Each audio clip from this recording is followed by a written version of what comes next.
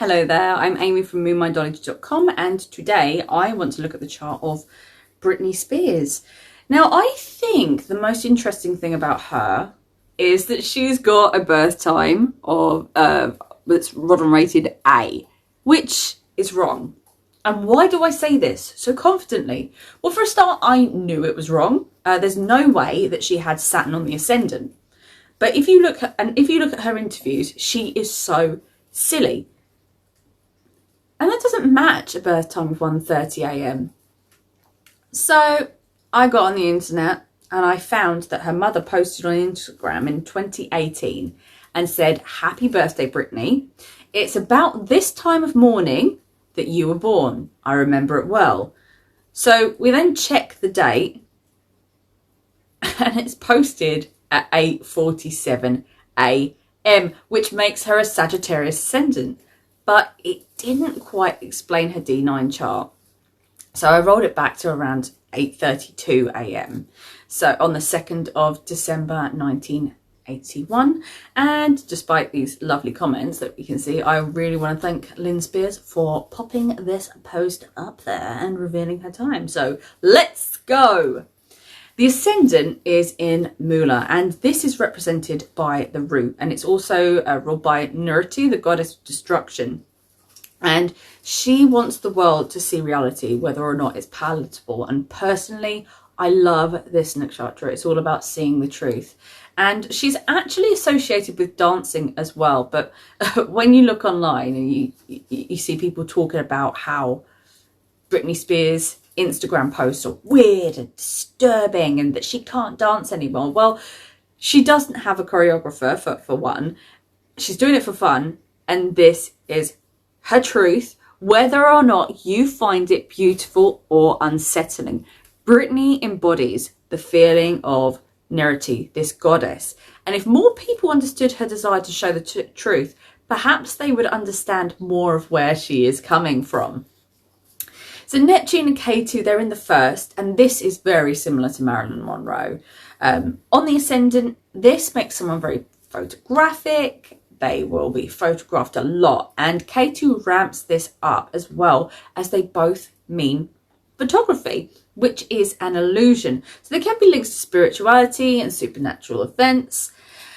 Miracles and mysticism is not something that she will be estranged to either. There's a shyness here, but also a disconnection to her own body. And there can be a feeling of being out of body as well. But there is a sensitivity to the environment equally. And I would wonder if she's somewhat detached from her body, but equally sensitive to energy, maybe empath kind of thing. And of course, this is also a sign that she feels unsupported, like she's a misfit. What a weird thing to be one of the most famous women, idolised by women in the world, yet not seen. This is such an extreme manifestation of K2 and Neptune together in the first on a Mula ascendant. And the first and fourth ruler, Jupiter, it sits in the 11th and it's conjunct Pluto, and this is great for health, longevity, success, and there's a great energy and an ability to create wealth. So Pluto conjunct the first ruler, it makes her so powerful, so attractive to people, and there is a sign that her mother is a close friend and can bring success, and this is true. But the fourth ruler, so close to Pluto, can be very oppressive. Still, her mother gave her a lot of opportunities. Jupiter in the 11th just brings opportunities to people, and there's always someone to support her. People around her bring her success and opportunities for wealth. People want to help her. She's very popular, and with Pluto here, friends are powerful and influential.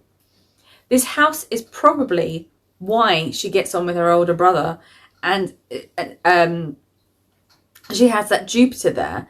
They have fun together, but he also may have a bit of a controlling streak as well. The 6th and the 11th ruler, Venus, that goes to the second house where it is conjunct the moon, and because the moon isn't that bright, it's a sign that early life was quite chaotic. There may have been a financial problem, and her mother would have experienced a lot of stress. And this unfortunately carries on into the adult life and affects the relationship and really gives a sense of not having security.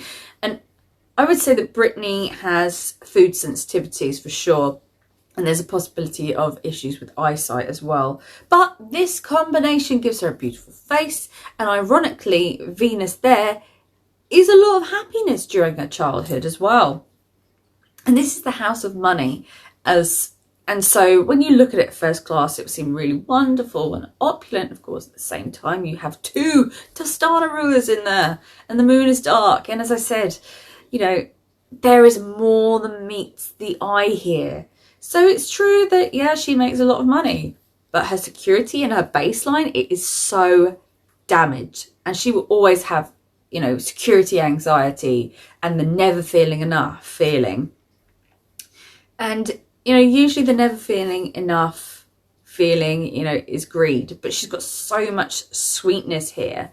And, you know, the moon is probably where her emotional problems lies. And I bet she comforts eats. I actually think she owned a restaurant at some point, which is a pointer between the relationship between the 2nd and 6th being connected. And this combination can be seen where someone has to work very hard for their money and can be prone to being stolen from, which happened. And as the 8th ruler comes to the 2nd, we have money problems and chaos around this area. Money creates family discord, divorce, and just overall mayhem. And there is a link between the 2nd and the 11th house, which creates a Dana Yoga as well and gives her huge wealth.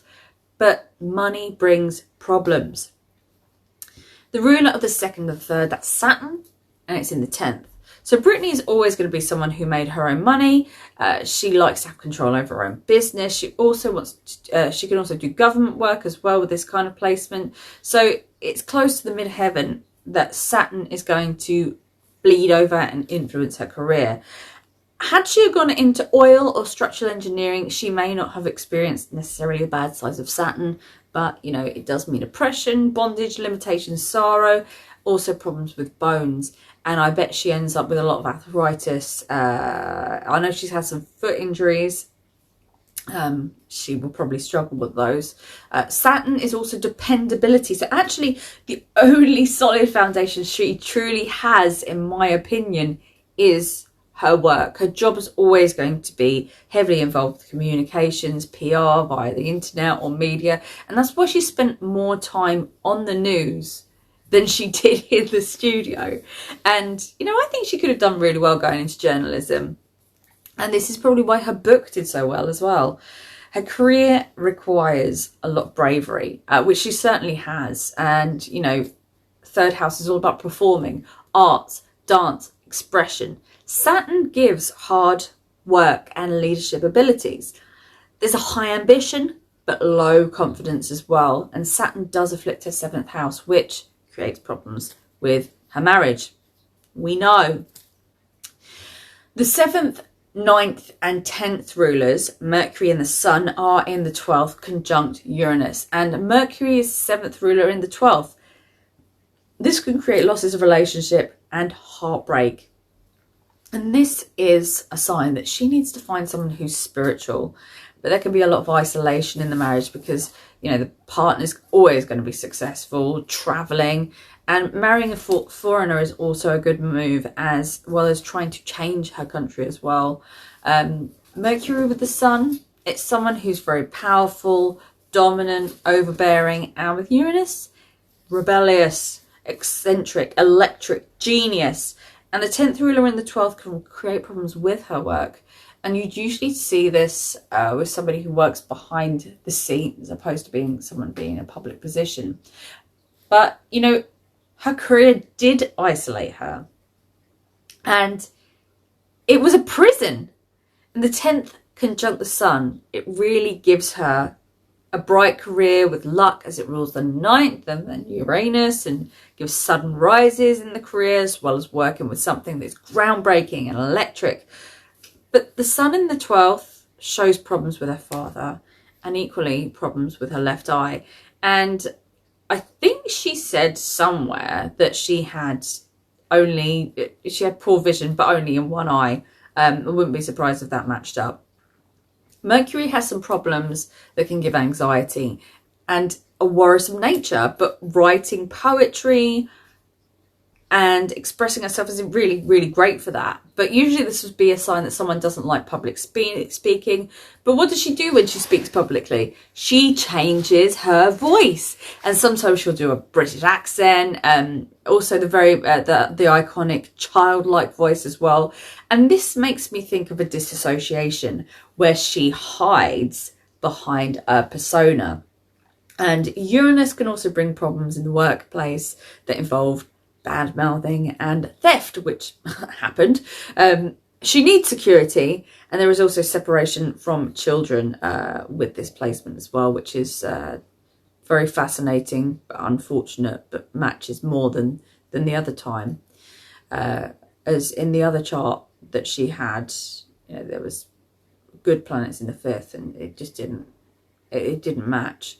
But the 5th and the 9th houses, she's got a connection between those two, and when they're together, they create something very fantastic, which is very fortunate and gives a lot of luck.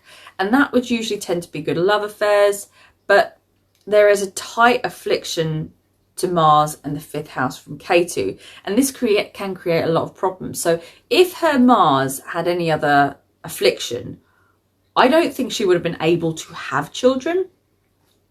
Her father's very powerful, of course, and he used the law, 9th house, to isolate her and make her into a victim. So Mars aspect exactly by Ketu.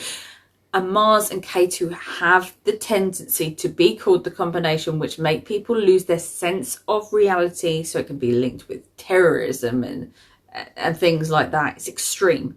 And I think that this combination really played a part in her father's control, as well as her ability to get to the point where she was a, renowned performer at the other end of the stick. Mars in this house gives a lot of opinion, passion, and it can also make her very interested in religion. This is great for technical abilities and fitness as well, which was probably why she was such an excellent dancer. And of course, this shows that her father can be very aggressive. And I can't remember what she said in her book, but I think I don't know whether he did, but this combination would say to me, I'd always ask somebody if I said, did your father work in the military, police or sport? But he was a sportsman, that's it. So when you have people who are this competitive, they can be very, very harsh. And he indeed was so harsh on his children. But this is what gave Britney the ambition and drive to achieve great things. Mars in the 9th, that's great luck with real estate. And she always has really wonderful homes. But one thing I do see is that there is a Parivartana and a yoga between the Sun and Mars. And this really makes her Sun and Mars very, very strong. And her willpower and her drive is absolutely unstoppable. The 9th ruler is in the 12th, and that gives her father a very difficult life, and she can have problems with him. But equally, there is a faith and spirituality and a love for things that are foreign.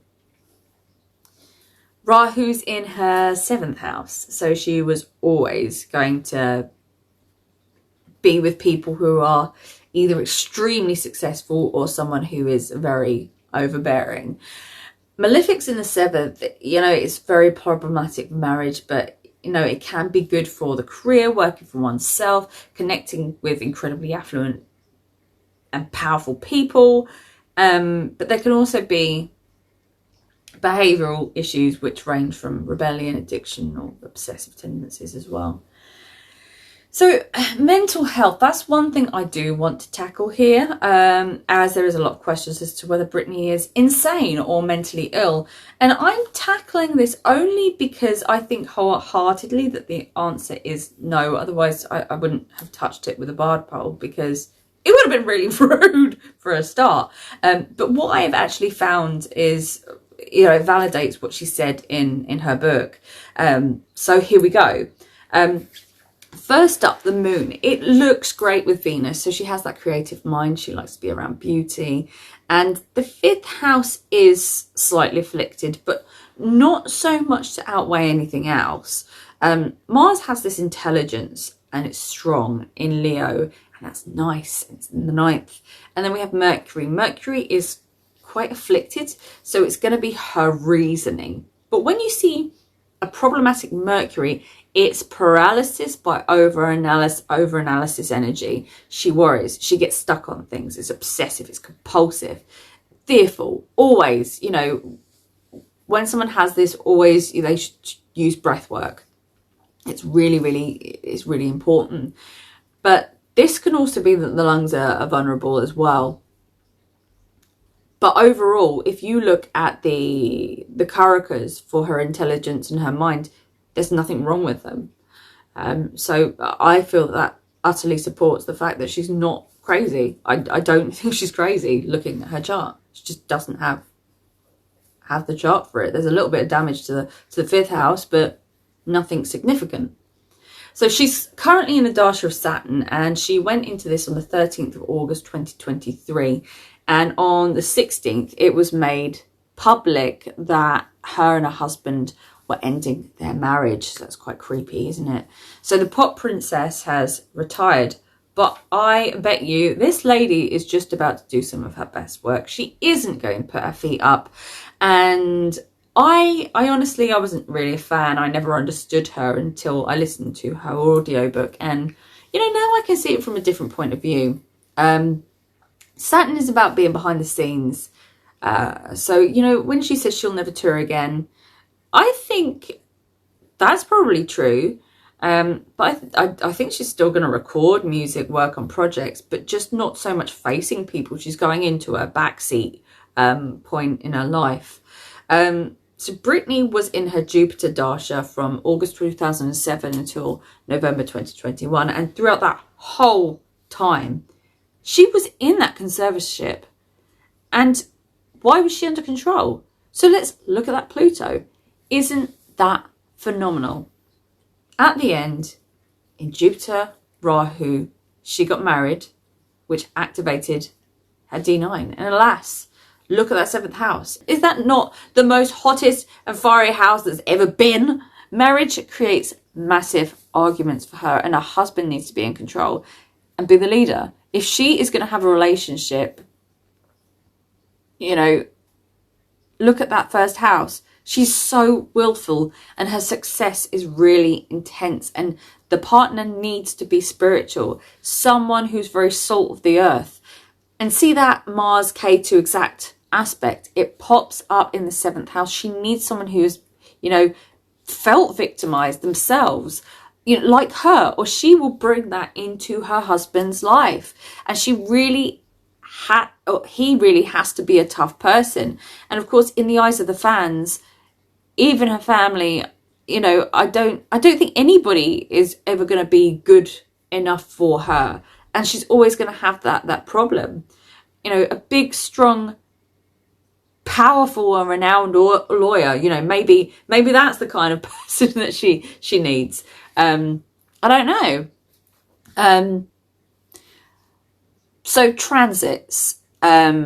What I like when I look at her transit is that she has a lot of Jupiter going on this year. So it's going to be about finding herself. And I think she's still going to be making money, especially in August, working hard in September and November. She could have some problems cropping up in early 2025, around March, perhaps with her father.